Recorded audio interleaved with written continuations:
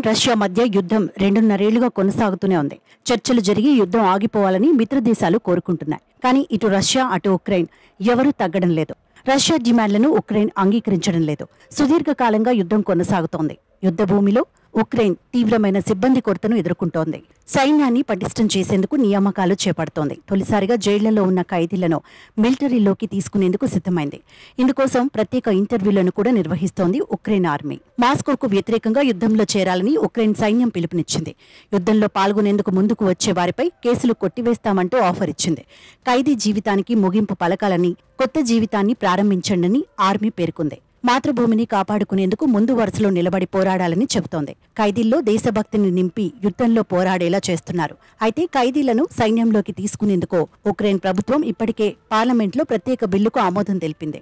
ఇప్పటికే 3,000 మంది ఖైదీలను పైలట్ ప్రోగ్రాం కింద మిలిటరీ యూనిట్లలోకి తీసుకున్నారు. మరో 27,000 మంది కొత్త రిక్రూట్మెంట్ కోసం ఉక్రెయిన్ ఆర్మీ ప్రయత్నాలు చేస్తోంది. ఖైదీలు చేసిన నేరం, వారికి పడిన శిక్షను పరిశీలించిన తర్వాతే ఇంటర్వ్యూలు చేస్తోంది. అత్యాచారం, హత్య కేసుల్లో ఖైదీలుగా ఉన్నవారిని రిక్రూట్మెంట్కు అనర్హులుగా ప్రకటించింది. ఎంపిక చేసిన ఖైదీలకు శిక్షణ ఇచ్చి ఆ తర్వాత యుద్ధ విధుల్లోకి పంపుతున్నట్లు ఉక్రెయిన్ ఆర్మీ పేర్కొంది. దేశ రక్షణ కోసం పోరాడేందుకు ఖైదీల నుంచి మంచి స్పందన వస్తోందని చెబుతున్నారు. యుద్ధం కారణంగా రష్యా, ఉక్రెయిన్ 2 దేశాలకు ప్రాణ నష్టం సంభవించింది. ముఖ్యంగా ఉక్రెయిన్ ఆస్తులు, సామాన్య పౌరులు, సైన్యాన్ని పెద్ద సంఖ్యలో కోల్పోయింది. ఇప్పటికీ ఎంతమంది సిబ్బంది చనిపోయారనే దానిపై స్పష్టత లేదు. ఆర్మీలో మాత్రం సిబ్బంది కొరత ఉన్నారనే విషయాన్ని అధికారికంగా చెబుతున్నారు.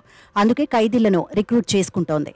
ఇక రష్యాలో కూడా గతంలో ఖైదీలకు ఇలాంటి ఆఫరే ఇచ్చింది. కానీ ఆ దేశంలో ఆర్మీలోకి కాకుండా కిరాయి సైన్యం వాగ్నర్ గ్రైప్లోకి రిక్రూట్ చేసుకుంది.